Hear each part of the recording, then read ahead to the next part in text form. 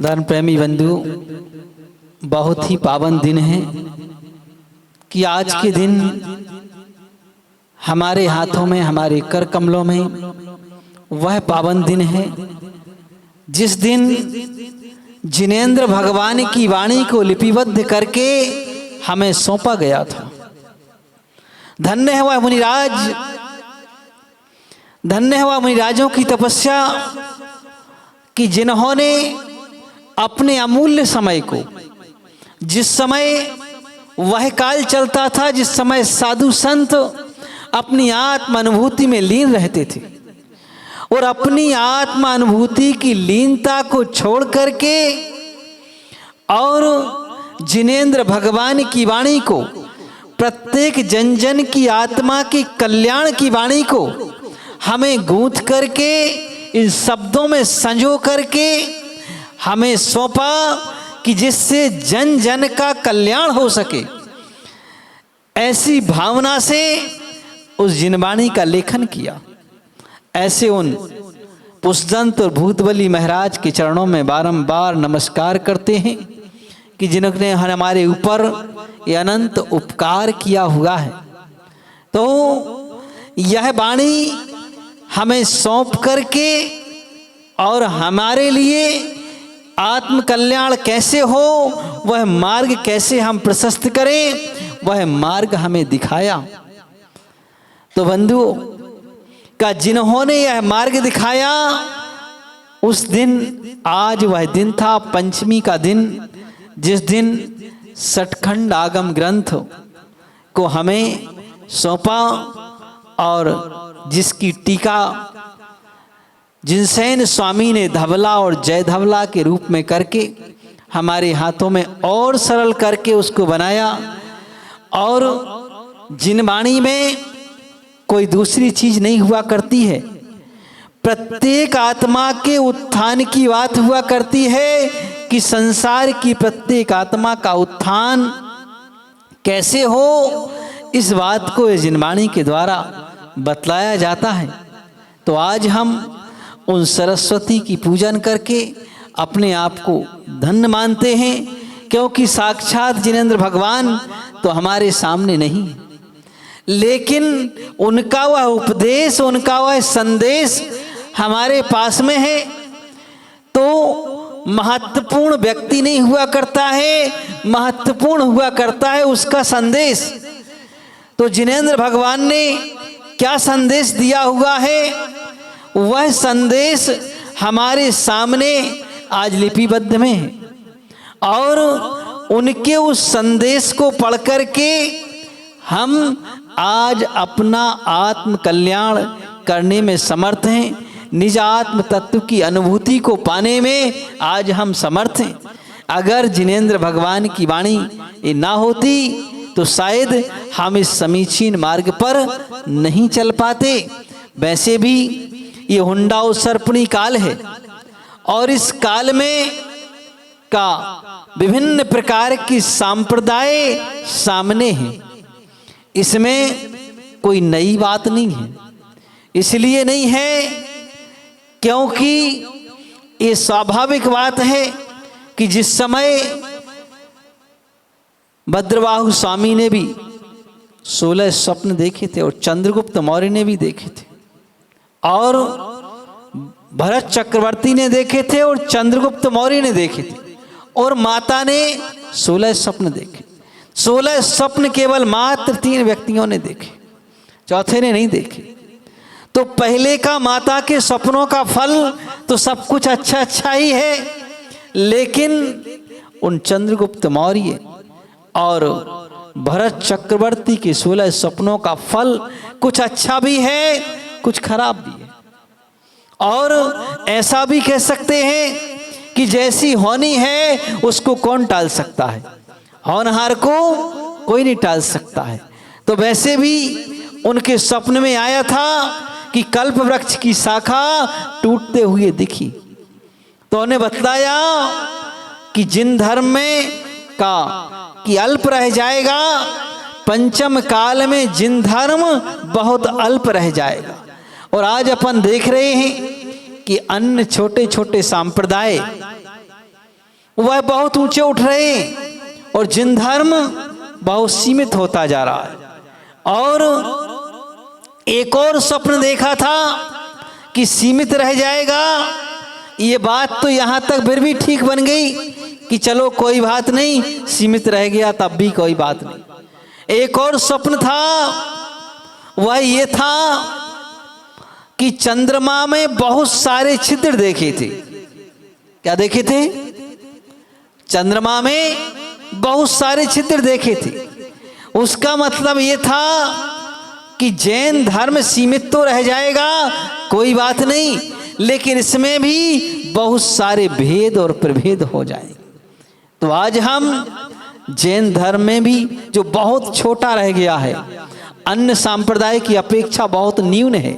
भारत देश में 140 करोड़ लोग रह रहे हैं, तो 140 करोड़ में से जिन धर्म के अनुयायी बहुत थोड़े हैं। मुस्लिम संप्रदाय के अनुयायी 40 करोड़ हैं और हिंदू संप्रदाय के अनुयायी 80 करोड़ हैं।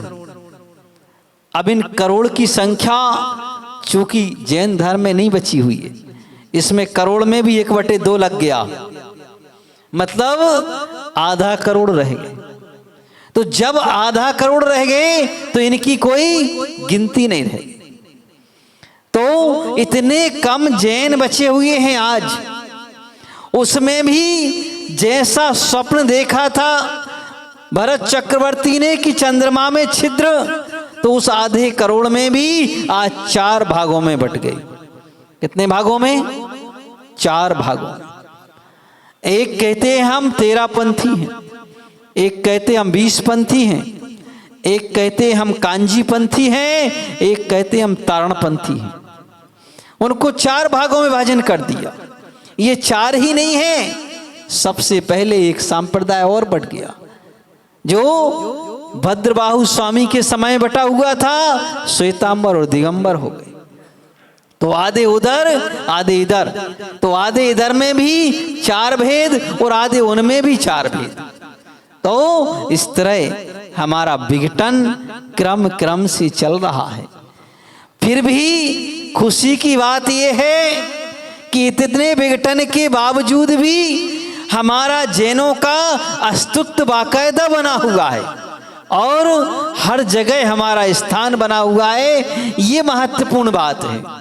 इतने कम होते हुए भी राजनेता भी जानते हैं और प्रशासन भी जानता है, शासन भी जानता है और प्रशासन भी जानता है।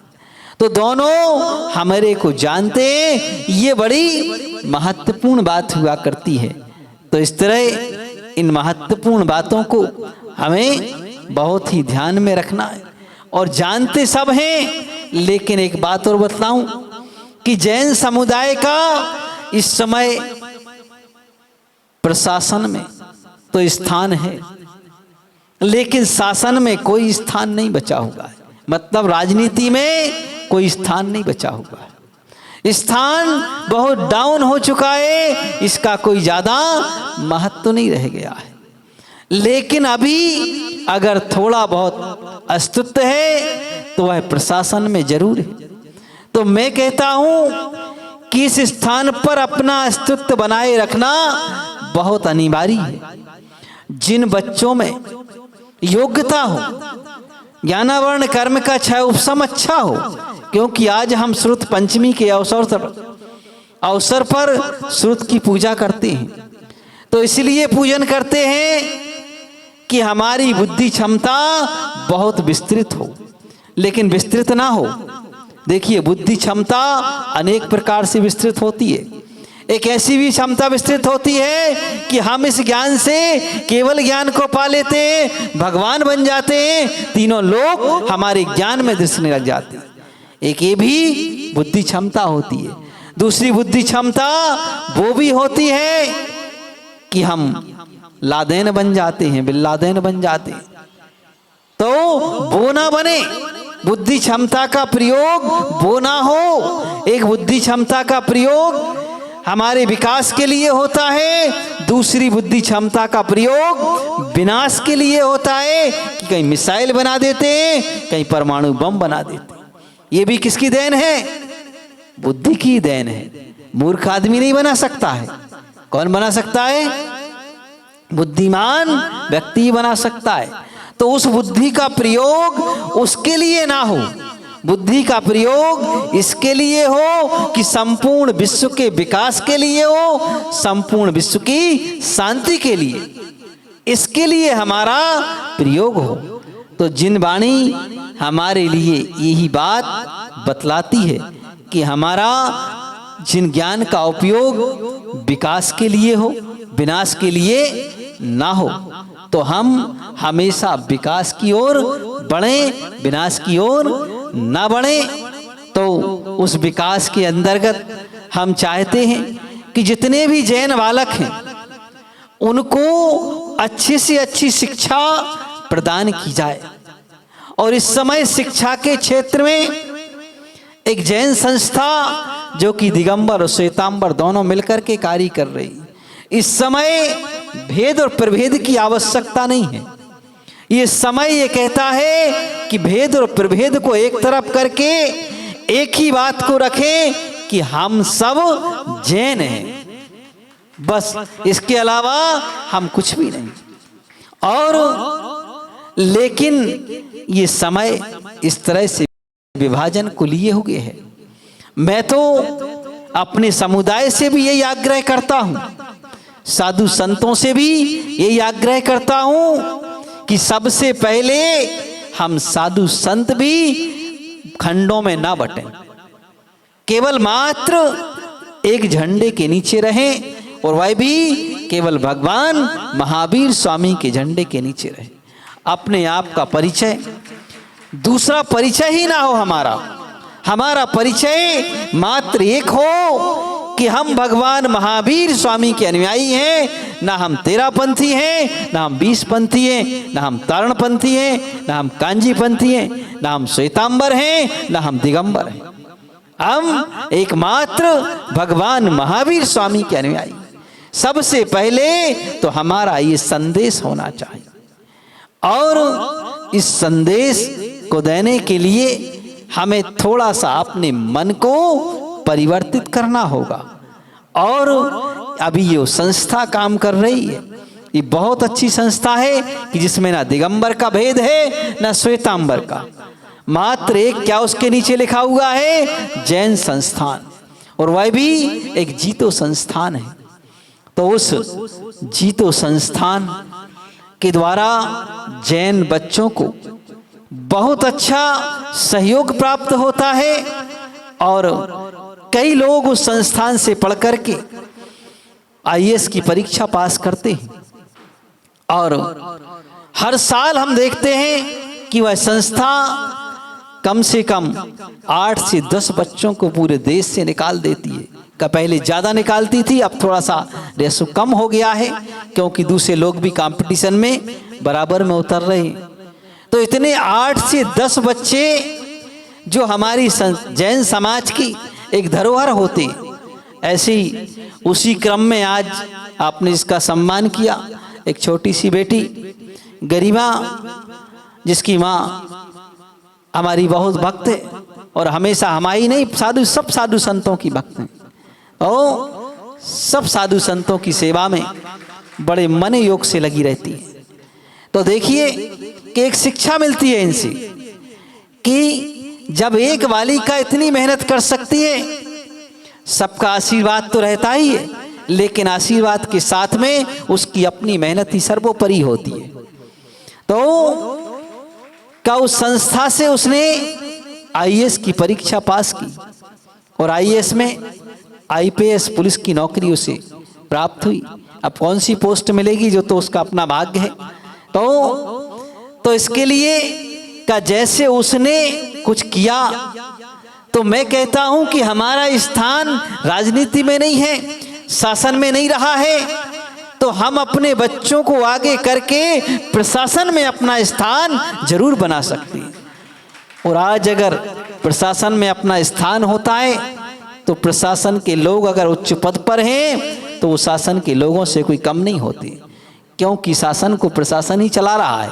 सारी सलाह देने वाले, निर्देशन देने वाले यही लोग हुआ करते हैं। तो इस तरह हम भी अपना स्थान बनाएं।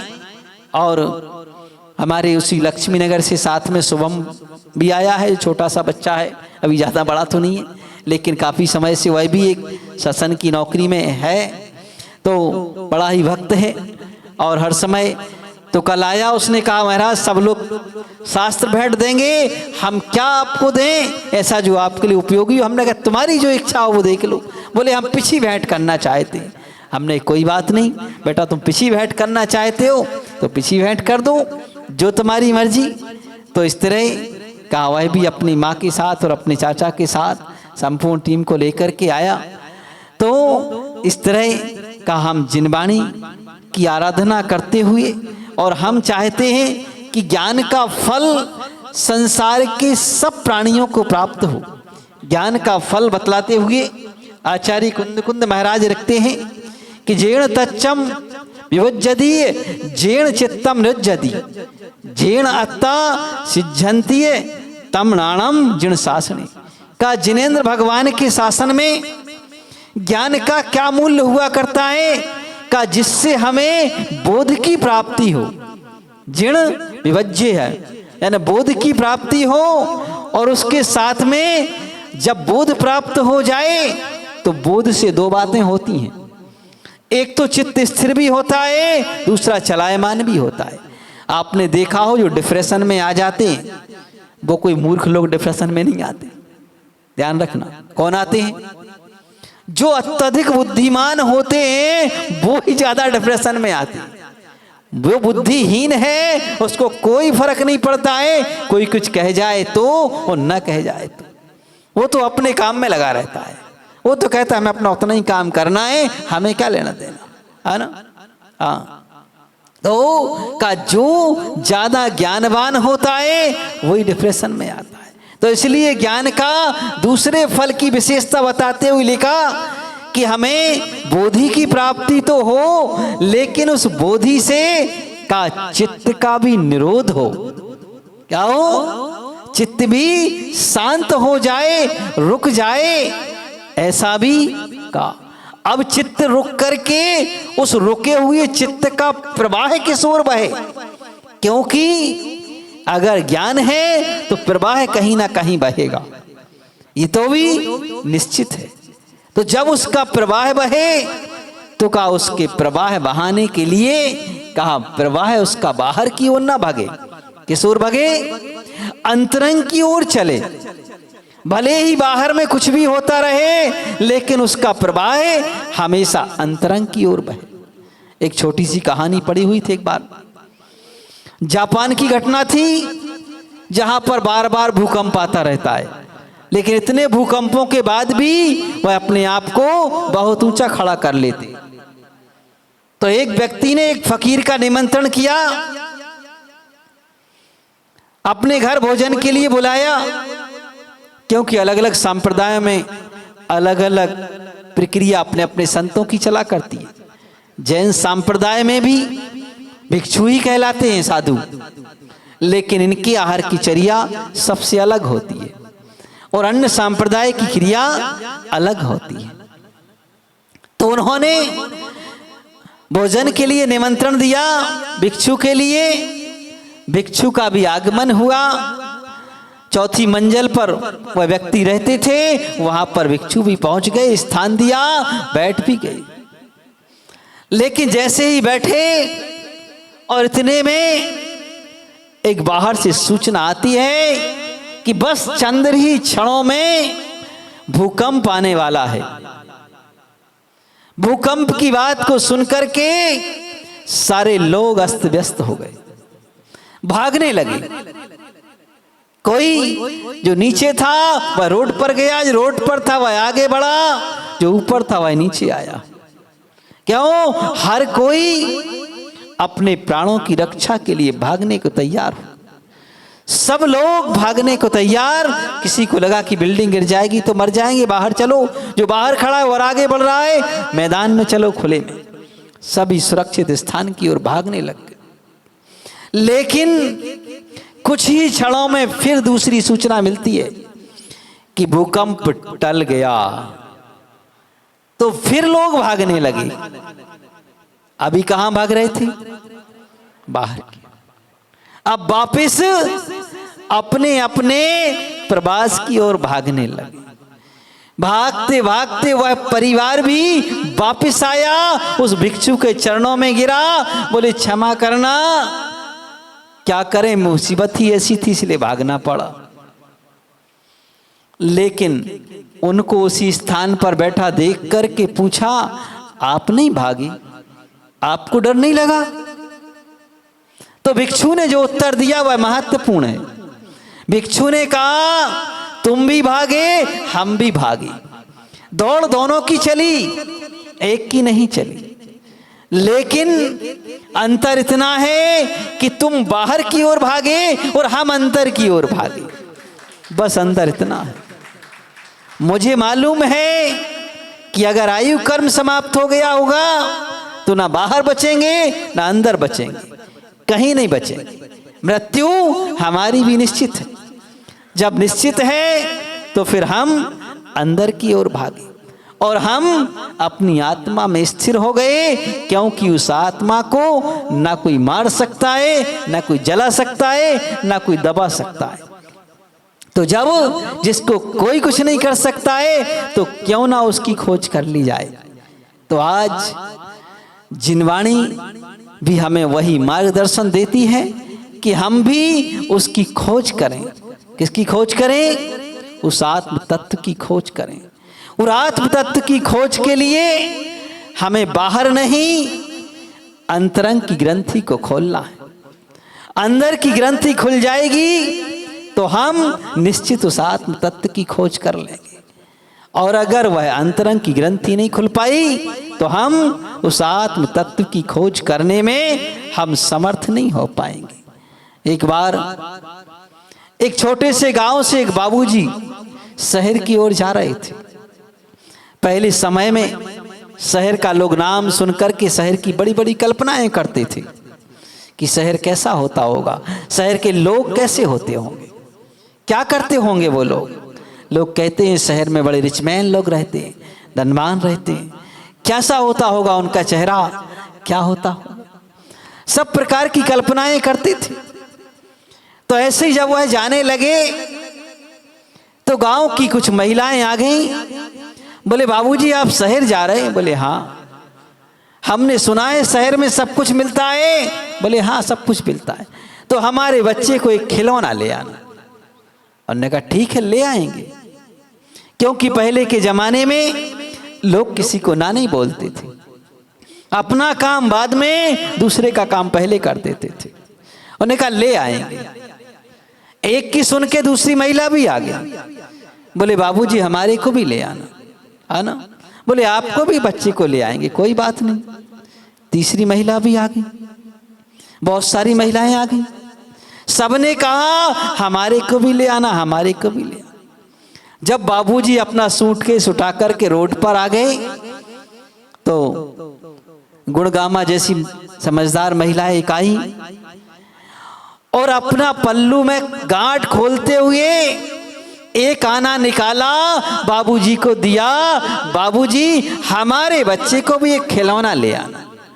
बाबूजी ने कहा माँ जी तुम्हारा ही बच्चा खिलौना खेलेगा, बाकी किसी का नहीं खेलेगा। बाकी क्यों नहीं खेलेगा? क्योंकि खिलौने बाजार में फ्री में नहीं मिलते हैं।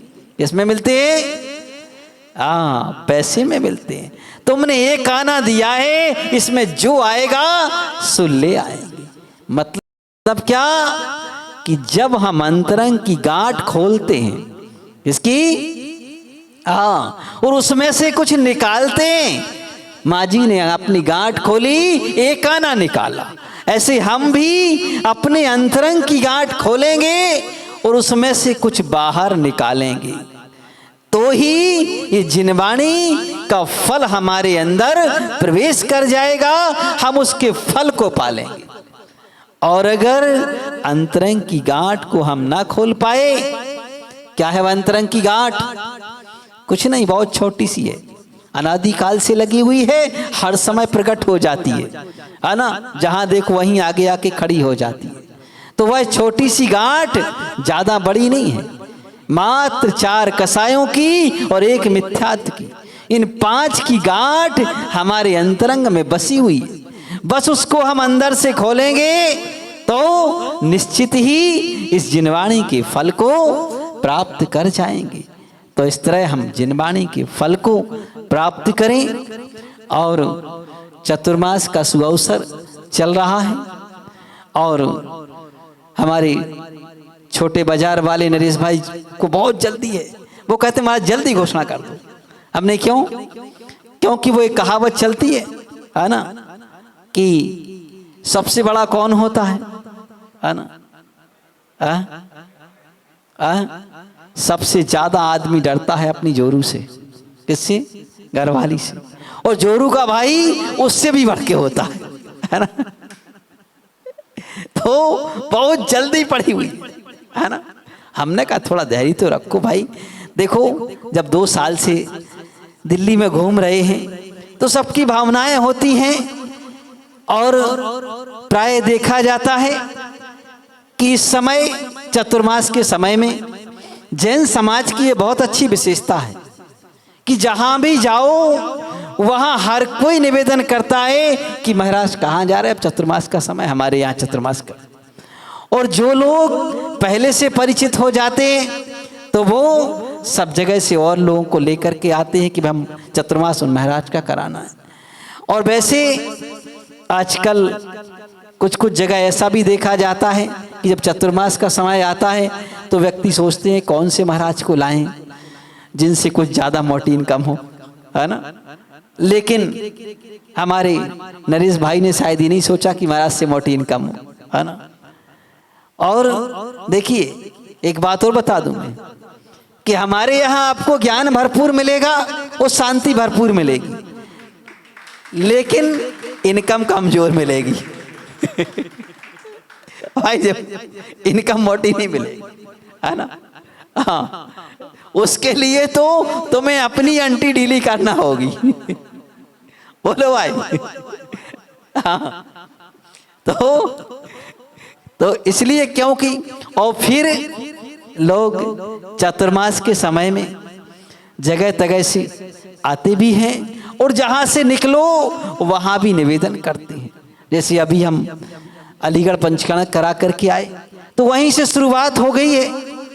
जहां से पंचकर्णक कराया वहीं से शुरुआत, बेसमई वालों से शुरुआत, और जैसे जैसे चलते गए वहां तक सब जगह लोग कहते महाराज अब कहाँ जा रहे, यहीं थम जाओ। हमने कहा नहीं, अभी वक्त है, अभी और थोड़ा चल लेने दो, है ना। वैसे जिन धर्म तो स्थिरता का नाम ही है ना। जैसे सिद्ध भगवान स्थिर हो गए ऐसे ही स्थिर होने का नाम ही जिन धर्म है।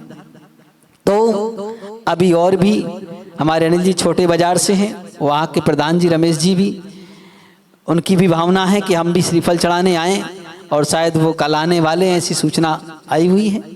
तो वह भी काफ़ी समय से जुड़े हुए हैं और उनको जोड़ने वाले भी अनिल जी हैं यहाँ पर छोटे बाजार वाले। तो इस तरह और भी लोगों की भावनाएं हैं कि हम भी महाराज जी से निवेदन करें। तो अपना मतलब ये है कि चतुर्मास तो 10 जगह से निवेदन करते हैं और मिलेगा तो एक को ये भी निश्चित है ना। अब जो गुरु होंगे मतलब भारी होंगे, है ना, उनको ही चतुर्मास ज्यादा पहले चयन किया जाता है ना। तो इस तरह का अपन ने चतुर्मास के लिए गुरुग्राम वाले काफी समय से लगे हुए हैं, बहुत भावना भी है। हाँ, माँ जी हाथ उठा रहे हैं कि पहले नंबर उनका ही नंबर है ना। हाँ, तो हम गुरुग्राम वालों से इतना ही कहना चाहेंगे कि समा जलाए रहिए, सुबह जरूर होगी, माहौल बनाए रहिए, सफलता जरूर मिलेगी, है ना। तो इस तरह हम अपने एक सभी साथियों को लेकर के साथ चलते रहें। और हमने सोचा है कि अगले सप्ताह में 8 जुलाई को तो स्थापना के 9 जुलाई को तो स्थापना है, और 8 जून को रविवार भी पड़ रहा है। और उस रविवार के दिन हम शीघ्रता से घोषणा कर देंगे कि कहाँ पर हम चतुर्मास करने वाले हैं, जिस स्थान पर। तो 8 जुलाई के दिन सभी लोगों को हम सूचना कर देंगे, जहाँ पर होंगे तो हमारे सोम भैया सबके लिए आपको सूचना देंगे। हमारे सोम भैया सारे कार्य को बहुत अच्छा व्यवस्थित देखते रहते हैं, तो वह सबको सूचना दे करके और 8 जून के दिन सबको हम एकत्रित करके और उस दिन घोषणा कर देंगे। वैसे गुरुग्राम वालों की टोकनी बहुत भारी दिख रही है सामने ही से, है ना? लेकिन बहुत ज़रूरी है इस समय, क्योंकि सब भावनाएं जब सबकी जुड़ी होती हैं तो सबकी भावनाओं को जोड़ने के लिए कि भाई कोई ये कहे कि महाराज आपने तो हमें समय ही नहीं दिया, जल्दी से अकेले में सब कुछ कर लिया, है ना? तो इसलिए हम जल्दी से अकेले में नहीं, बल्कि उससे एक लाभ और होता है कि जब सब लोग यहाँ एकत्रित होते हैं तो एक को मिला तो जिनको मिलता है वह सबको आमंत्रित भी कर देते हैं कि भाई आपको हमारे यहाँ पधारना है, तो उनका निमंत्रण भी वहाँ से शुरू प्रारंभ हो जाता है। तो इसलिए हम सब मिलकर के उस कार्य को बहुत अच्छे से करते रहें। और ये कवि नगर वाले हमारे प्रदीप जी भी बहुत अच्छी व्यवस्था, सब साधु संतों का समागम यहाँ होता रहता है। हम तो जब भी यहाँ आते हैं तब भी एक ना एक संत के साथ समागम यहाँ हमारे लिए अवश्य हुआ करता है। तो और दिल्ली में एक बहुत अच्छी विशेषता हमें जो लगी पूरे एनसीआर के अंतर्गत कि वो ये है कि यहाँ कम से कम 15 से 20 जगह स्थानों पर चतुर्मास लोग हर साल कराने की भावना रखते हैं। ये बहुत अच्छी बात है। कहीं कहीं तो लोग 1 साल करा करके और कहते हैं बस अब बहुत हो गया, 2-5 साल के लिए फुर्सत हो गई। लेकिन एनसीआर में और दिल्ली में 20 स्थान कम से कम ऐसे होते हैं जहाँ कहते हैं नहीं 1 साल में क्या होता है, हमारे यहाँ तो हर साल ही गंगा बहते रहना चाहिए ज्ञान की। तो हाँ, कवि नगर भी उस नाम में सबसे पहले एक है कि जहाँ हर साल चतुर्मास चाहते हैं। जैसे कवि नगर है, ये नोएडा है, यहाँ पर भी गुरुग्राम है, और ऐसी बहुत सी कैलाश नगर है, कृष्णा नगर है, यहाँ बहुत सी जगह ऐसी है कि जहाँ हर साल चतुर्मास चाहते हैं कि हर साल हमारे लिए। तो चतुर्मास से बहुत सारे लाभ भी होते हैं कि एक माहौल अच्छा बना रहता है, संस्कार अच्छे पढ़ते रहते हैं और ज्ञान की गंगा बहती रहती है। तो इसलिए हम चाहेंगे कि अपन 8 जून के लिए अपन घोषित कर देंगे। तो आप 8-9 दिन का और थोड़ा सा धैर्य रखें और अपने मन को और प्रबल बनाएं, तो उस दिन अपन अपनी घोषणा के लिए अवश्य कर देंगे। तो इस तरह हम गुरु भक्ति में और जिनवाणी की भक्ति में और जिनेंद्र भगवान की भक्ति में संलग्न रहें, क्योंकि यही भक्ति ही मात्र एक दुर्गति से हमारा निवारण करने वाली है। तो हम अपने आप को इतना प्रबल बनाएं। और आज जिनवाणी के सुअवसर पर का जिनेंद्र भगवान की और उनकी वाणी की भक्ति करते हुए, वैसे यहाँ पर स्वाध्याय मंडल चलता ही है, बहुत अच्छी बात है कि लोग स्वाध्याय यहाँ पर करते हैं। तो मैं चाहता हूँ कि स्वाध्याय से आप बुजुर्गों के साथ साथ में नवयुवकों को प्लस बच्चों को भी जोड़ने का प्रयत्न करें और एक पाठशाला अवश्य चलाएं। अगर आप रोज नहीं चला सकते हैं तो कम से कम सप्ताह में 1 दिन या 2 दिन पाठशाला अवश्य चलाएं। चलती है, बहुत अच्छी चलती है, बहुत बढ़िया बात है। तो क्योंकि पाठशाला से जो संस्कार मिलते हैं वह संस्कार बड़े ही अच्छे से प्राप्त हुआ करते हैं। और आज वह पावन दिन भी है कि आज के दिन जब यहाँ पर आपको मंच पर एक छोटी सी बालिका बैठी दिख रही होगी कि इस छोटी सी बालिका ने भी आज आजीवन ब्रह्मचर्य व्रत लिया हुआ है। ये बहुत बड़ी बात हुआ करती है कि इस मार्ग पर इस उम्र में चलना बहुत ही कठिन कार्य हुआ करता है। तो इस मार्ग पर चलना, तो इस मार्ग पर चलने वालों की हम सराहना करें और ऐसी भावना पाएं कि वह दिन कब आए जब हम भी एक दिन पिछी कमंडल हाथ में लेकर के इस राह पर चल सकें। ऐसी भावना हर व्यक्ति को अवश्य भाना चाहिए। इन्हीं भावनाओं के साथ बोलिए देवादि देव 1008 श्री आदिनाथ भगवान की श्रुत पंचमी महापर्व की